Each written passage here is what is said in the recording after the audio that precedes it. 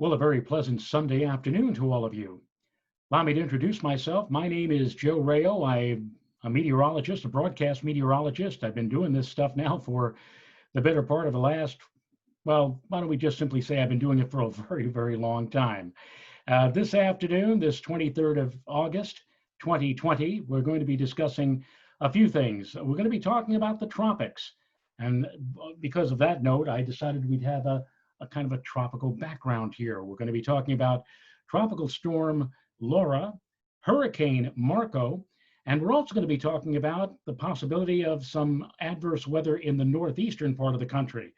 The Northeast may be coming under the gun later Tuesday and Tuesday night for the potential for strong to perhaps severe weather in the form of thunderstorms.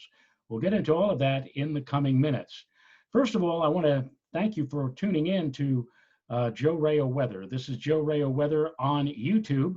We have just reached the 1,000 plateau in terms of subscribers. Now, many of you who are watching may very well be a subscriber. If you're not a subscriber, please subscribe. It doesn't cost you anything.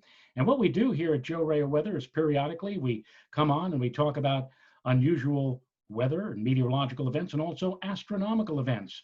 We got a very popular round of interest a few weeks ago concerning the Perseid meteor shower, the annual performance of the display of shooting stars that comes along in the middle part of August. We did a primer on how to observe the Perseids.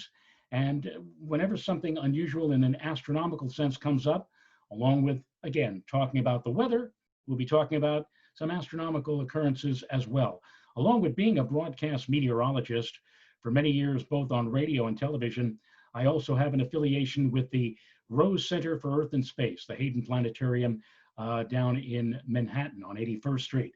Been with them for, again, more years than I care to divulge on this particular broadcast. But in any case, if you are not, again, a subscriber to Joe Rayo Weather here on YouTube, please subscribe. And if you are already a subscriber, thank you very much. We never would have reached the 1,000 plateau were it not for you. Now let's talk about what we are going to be seeing in the coming days ahead, first in terms of tropical activity, and then later with the problems in terms of thunderstorms for our neck of the woods. I prepared a presentation using PowerPoint, and so why don't we talk first about what we can anticipate from these tropical systems. We're going to start from the beginning here with this slideshow. Now, the thing I want to talk about first is the fact that people have been saying that this is unprecedented. This has never happened. 2 hurricanes in the Gulf of Mexico in a relatively short interval of time. But it has happened. It happened, in fact, 87 years ago when we had 2 hurricanes. The hurricanes did not have names. We didn't name hurricanes back then, but one hurricane came across into Florida that was known as the Treasure Coast Hurricane, with winds of upwards to 120, 130 miles an hour. And then another storm, another hurricane, within a day, making landfall along the Texas coastline. These 2 systems, again, hitting September 4th and September 5th in 1933. 87 years ago, and it's been that long before we've had anything remotely similar to that come our way, as we will be looking at for this upcoming week. Now, another thing I want to point out is that you may have been hearing about that this happened in 1959 as well. In 1959, we had a tropical storm by the name of Beulah. Well, Beulah was in the western Gulf of Mexico, but it diminished to a tropical depression before it finally made landfall, not in the United States, but somewhere just south of Brownsville, Texas, somewhere between Brownsville and Tampico, Mexico. So that system did not make landfall in the United States, and it was only a tropical depression. The other system, this is again in June of 1959, which came on by a day later, that system was a tropical wave, which intensified into a tropical depression in the eastern Gulf of Mexico and eventually made landfall near Tampa, St. Pete, Florida. Then it crossed through north central Florida, emerged back out into the Atlantic Ocean, and became a tropical storm and eventually a hurricane. That system did not, however, get a name. it wasn't determined until after the 1959 tropical storm hurricane season was over that that system did indeed intensify into a hurricane and did indeed should have been classified and given a name, but it was not. So that was the unnamed hurricane of 1959. But again, that system, when it made landfall in the United States, was a tropical depression, not a tropical storm, not a hurricane. Again, we have to go back to 1933 when we last saw anything remotely similar to what we have going for us right now in this upcoming week.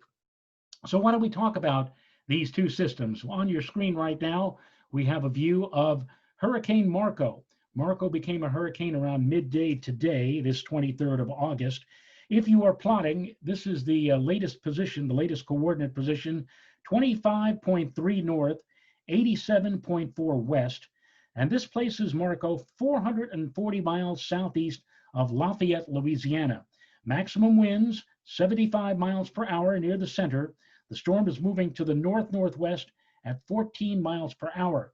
If the storm stays on this current track, it is expected to make landfall probably sometime on Monday evening, somewhere along the Louisiana coast, approximately 60 miles to the south of New Orleans, Louisiana. The area that you see here in red is a hurricane warning that has been posted. Now, this track that you see, the lines connecting these icons, that's the projected track of the storm, but it's within the so-called cone of uncertainty. And there is a chance that the storm may actually take a track more to the west of this the median storm track, which would mean that perhaps places here along the south central coastline of Louisiana may see a effect of a hurricane or a very strong tropical storm, or perhaps it may deviate more to the east, which would place it near the Louisiana Mississippi border right here. So this storm system taking that track on a northwest or a north-northwest track, eventually again expected to make landfall on Monday evening. The storm, along with very strong winds and possibly a storm surge, may also bring a rather copious amount of rain to portions of Louisiana and also Mississippi and even Alabama and maybe the extreme west end of the panhandle of Florida. This shade that you see of oranges and deep shades of red indicate as much as 6 or 8 inches of rain within a time frame of less than 24 hours. And again, that is all expected to hit mainly later on Monday through Monday night and on into early Tuesday. Now this map, this QPF, this quantitative precipitation forecast, runs until Tuesday evening. Notice, if you will, excuse me, that the areas beyond the oranges and reds here, the blues and the greens, indicate lighter precipitation amounts. And it indicates that by the time we get to Tuesday evening, the storm will have already gone well aground, and it will have already moved inland, quite a ways inland, and all of that tropical moisture getting wrung out over the states of Louisiana, Mississippi, Alabama, also into Georgia. But again, the main thrust, the main push of the heavy duty rains will be down here along the immediate the immediate Louisiana and Mississippi and Alabama coastline, with less in terms of rainfall as you go inland, as the storm moves inland, and probably will weaken very quickly to a tropical storm and eventually a tropical depression. Now, again, the storm may not make landfall on Monday evening as a hurricane. Marco may actually be knocked back to a tropical storm before making landfall, because in this vicinity right here, right along the Gulf coastal area, there are southwesterly winds, rather strong southwesterly winds, which may provide a shearing effect of the tropical system. So although it's a hurricane right now, Marco may actually, as it runs into this southwesterly shear, may diminish back to a tropical storm, maybe going back from 75 mile per hour winds to 65 mile per hour winds when it makes landfall. Regardless, it does pose a significant threat for gusty winds, storm surge, and also heavy duty rains, again, right along the coastline of Louisiana, Mississippi, Alabama, and maybe extreme western sections of Florida, the Panhandle area, during the course of Monday afternoon, Monday night, and on into early on Tuesday morning. Now, the other system that we're watching is this one, Laura. Laura right now is located, if you're plotting it on a hurricane tracking chart or an atlas, 19.4 north, 74.3 west. That's 55 miles south of the eastern tip of Cuba. And you can see here on this satellite image, there's Puerto Rico. This here is Hispaniola, the Dominican Republic, Haiti, with very tall mountains, 10 and 12 and 13,000 feet high. And usually when tropical systems interact with the mountains of Hispaniola, this tends to diminish the strength of the storm. This kind of rips the storm up a bit. And that's exactly what Laura has been encountering with these mountains, is the fact that it has been remaining basically at around 50 miles per hour. It will need to work its way away from Hispaniola and back out, get its feet wet back out over the Caribbean and Gulf coastal waters in the next day or two. One thing that Laura will not be facing, as is the case with Marco, are those gusty southwesterly winds. Those winds, I said, acting as a shear on Marco and knocking the strength of the storm down perhaps to a tropical storm before making landfall tomorrow evening. However, Laura will not be facing those very significant southwesterly winds, that southwesterly shear. And as a result, with Laura, she may actually gain strength, considerable strength, before it makes landfall. And it looks like it's going to make landfall sometime, we think right now, early on Thursday morning. This is not going to be a case. I know a lot of you have been hearing about, well, what happens if these two storms collide?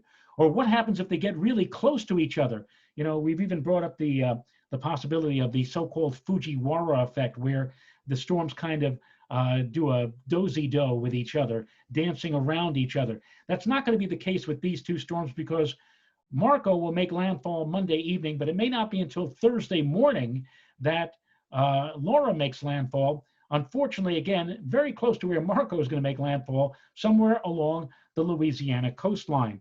Marco, as I say, Laura, I should say, is also coasting along at a much more rapid speed than Marco, moving at west-northwest at 21 miles per hour, and again expected to make a pre-dawn landfall on Thursday, somewhere near the Texas-Louisiana border. Here you see the track. Laura is going to, again, move off of Hispaniola and the Dominican Republic and continue moving almost parallel to Cuba. This is why both Hispaniola and Cuba have all kinds of advisories posted for tropical storm activity. And also there are watches that are posted for the Florida Keys and also for the Bahamas. Fortunately, the folks in the Keys and the Bahamas will be far enough away from the track of the storm so that they really will not get the full thrust or the full strength of both the winds and rains from Laura. However, once Laura gets free of Cuba and begins to move out over the open waters of the Gulf of Mexico, and that'll come during the early hours of Tuesday morning, that is when the storm is expected to really begin to crank up and intensify. Moving again on that west-northwest trajectory, it should become a hurricane by Tuesday evening if the hurricane center is correct, and then it will continue to move Wednesday morning, hurricane, and then will make landfall, at least the best guess right now, would be right along the immediate Gulf Coast on the borderline between Texas and Louisiana. Notice the cone of uncertainty, which extends as far to the east as eastern Louisiana and perhaps into western sections of Mississippi, and as far to the west as the central Texas coastline, not too far from Houston. And so there is that cone of uncertainty. Notice also that there are no, and this is as of Sunday afternoon now, there are no advisories, no watches, no warnings yet posted for either Texas or Louisiana. That will change. That is going to change, no question about that, as we move into Monday and Tuesday of this week. There will be all kinds of advisories and warnings and watches posted for this area of the Gulf Coast as Laura gets closer and will intensify. Now, the big question is, how strong is Laura going to become when it makes landfall again, perhaps near the Texas-Louisiana coast. This is my own theory or my own judgment call. This is not the Hurricane Center's, but this is my own thoughts that we are right now in that time of the month of August, which is very similar to 2005 when we were watching Hurricane Katrina. You may remember Katrina made landfall on a Sunday morning. I think it was the 29th of August. The night before, Katrina was a Category 2 hurricane, a rather potent storm with the thought that what it was going to strengthen, either remain at a Category 2 or strengthen to a Category 3 when it made landfall in Louisiana the following morning. And yet the following morning, it had jumped to a Category 4. It was a very potent storm with winds gusting upwards to 140 miles per hour. I believe it briefly became a Category 5 before making landfall. How could it possibly have gotten so strong so fast, so quickly? Well, these waters are very, very warm, and hurricanes and tropical systems love warm water. That is their fuel. That is their gasoline, so to speak. Also, the fact that since when Laura is expected to make landfall on Thursday morning, it will not be running into that southwesterly shear, that gusty, strong wind that will cut into the strength of Marco and maybe knock Marco back to a tropical storm. There won't be anything like that when Laura moves into this region Wednesday night and early Thursday morning. That having been said, it would not be surprising if we saw a very rapid increase in the strength of Laura. Conservatively, maybe 100, 120 mile per hour, maybe even more. We might be looking at the landfall of a major hurricane, a Cat 3, maybe with winds in excess of 130. That is not out of the question. That certainly at this point in time cannot be taken off the table.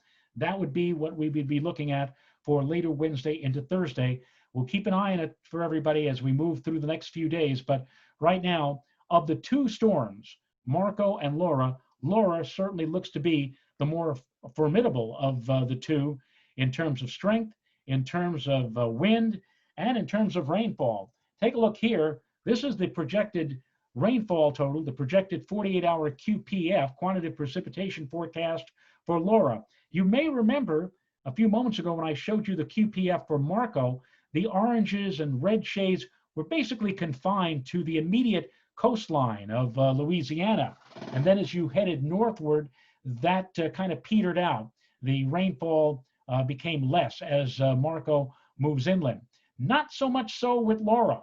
Laura, and you can see almost the track Laura is going to take, straight north and then perhaps curving to the north and northeast during the time from Wednesday evening into Friday evening. So there may be significant heavy rainfalls in excess of 6 to 8, maybe even 10 inches in portions of Texas, in portions of eastern Texas, western sections of Louisiana, into Arkansas, all the way up through Arkansas, maybe even into a small sector of southern sections of Missouri. And then continuing on, again, this takes us all the way into Friday evening.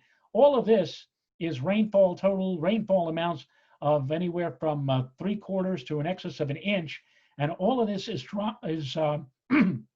excuse me, tropical moisture related to the landfall of Laura on Wednesday night or early Thursday morning. The tropical moisture literally being wrung out over the Gulf coastal region, all the way up through the Mississippi River basin, all the way up into the Tennessee River Valley and into the Ohio Valley, and even on up into western sections of Pennsylvania and extreme western sections of New York State by the time we get to Friday evening.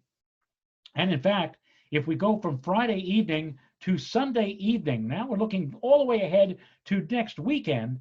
Now we're looking at rainfall totals of 1/2 to 1 inch, which may spill over across portions of Pennsylvania and on up into New York State as well.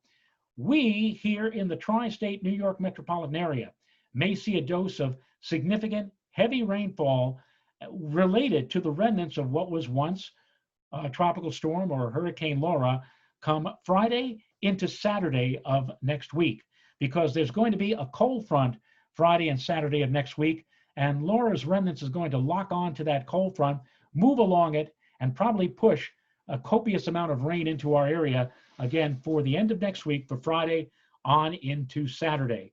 So we may finish out this upcoming week, Friday and into Saturday, the beginning of the next weekend, with some rather substantial rainfall. The good news, if there's a silver lining to all of that, the good news is that after that front and the remnants of Laura move out of here, Sunday and Monday, I'm talking now a week from now, next Sunday and Monday should turn out to be very lovely. We talk about the last day of August, a week from tomorrow, a week from Monday, and it should turn out to be very nice with low humidity and dry conditions and very, very nice weather moving on in. But in order to get that nice weather, we're going to have to go through some rather showery and wet conditions here for probably Friday and Saturday of next week and the beginning of next weekend. Now that's for next week, but we do have a problem here in the Northeastern United States come Tuesday, and that is going to be coming our way courtesy of a weather front that's going to be moving on through our area later Tuesday and on into Tuesday night. This is the weather map for Tuesday morning. Notice, if you will, that we have a cold front draped across central, the lower peninsula of Michigan, the central part of the lower peninsula of Michigan, on into western New York, upstate New York, looping on up through Quebec. There's high pressure. There's a big, beautiful fair weather ridge of high pressure with cool, dry air that's pushing south and eastward toward us. This front is the leading edge of that dry, cool air. We are going to be in a very warm to hot weather pattern. We're into that now, and we're going to be into it on Monday and on Tuesday as well. Now, if you've been outside today, you know we've not only got the warm to hot weather, we also have the humidity, and all of that is making for a somewhat uncomfortable weather regime today. It will make for a rather uncomfortable weather regime tomorrow. I'm going to show you the radar in just a moment here of what's going on this Sunday afternoon. But whatever we're seeing right now is mostly in the form of pop-up activity, random activity, nothing truly that's truly organized. We're going to see that happen today. We will see again pop-up storm activity possible here tomorrow, but on Tuesday it's going to be a different story. If you don't mind me wetting my whistle here for a moment. Tuesday is going to be a different story because on Tuesday we're going to be watching this cold front approaching from our north and west, and that is going to spell out more organized, more a stronger surge of possible convection, a stronger surge of shower and thunderstorm activity, which may translate, unfortunately, into strong to maybe severe weather. To give you some idea, take a look in the Northeast here. All of this yellow that you see is a slight risk for possible severe weather. That is a fairly large area, I might point out, that covers all of New England, all of New York State, Pennsylvania, New Jersey, Maryland, Delaware, most of northern sections of Virginia, northern West Virginia, and also eastern slice of Ohio. All of this in the zone for the possibility of severe weather. When I talk about severe weather, and I'm talking about this now for later Tuesday and into Tuesday evening, I would say between about 2 or 3 o'clock in the afternoon to 9 or 10 o'clock Tuesday night. In that time frame, and that zone of yellow that you see up on the map there, that, according to the Storm Prediction Center in Norman, Oklahoma, that would affect potentially 69 million people. Don't forget now, we're talking about the great megalopolis. We're talking about the area from Washington and Baltimore through Philadelphia, New York, and on up to Boston, and then on into down East Maine. This entire yellow area encompasses a population of 69 million people. And so those people, and that would include many of you who are watching right now in the New York area, later Tuesday and on into Tuesday evening, for the potential for strong to severe thunderstorm activity. Thunderstorms that may carry with them gusty, if not perhaps damaging winds, which could bring down tree limbs, trees, maybe power lines, maybe. I hope that doesn't come to pass because, again, we're making the illusion here of potential for power outages. And we've just, some of you are only recovering recently from what Itaiya had done to us a few weeks back. But we may be looking at that for later Tuesday and on into Tuesday evening with these storms. Potential for damaging winds, heavy downpours, hail, and dangerous cloud to ground lightning. We may see thunderstorms today, later today and this evening, and again later tomorrow, but again, not as organized. These would be pop-up storms. And again, mostly the storms that we see today and tomorrow will be mainly to the north and to the west. Let's say not necessarily in New York City proper, but maybe on into portions of the Hudson Valley. But on Tuesday, again, with that zone that we have here of yellow covering much of the Northeast into the Mid-Atlantic, most everybody in that area in the afternoon and evening hours of Tuesday may be in line for some rather eventful weather. So, really, on Tuesday, everybody will, of course, be watching what's going on down in the Gulf states in the aftermath of Marco and in advance of Laura. But let's not lose sight of the fact that up here in our neck of the woods, we too may be going through some rather nasty conditions later on Tuesday and into Tuesday evening. The silver lining to that is, if you have any plans, if you have the day off on Wednesday, boy, I tell you, Wednesday's going to be, I think, a beautiful day. Behind that cold front, it looks like it's only going to last about a day. But on Wednesday, I'm thinking 80 degrees, low humidity, blue skies, bright sunshine, a gorgeous day. And nighttime temperatures on Wednesday night back in the 50s, very comfortable. You can open those windows again because nature will be doing her own share of air conditioning. It'll only be lasting for about a day because then we line up for the moisture moving in during Thursday, Friday, and Saturday, the new cold front and the remnant effects of Laura to finish out the week on a wet note for this upcoming week. But Wednesday looks great. Tuesday, again, watch out. We may be dealing with some rather nasty conditions in the form of showers and storms. Let me take this down here. Let me bring up, if I can share this with you. And see if I could share what we have here in terms of a radar.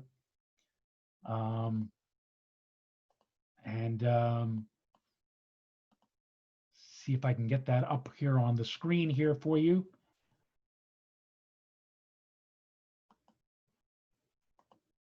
Okay. And if I can't get it on the screen, I apologize.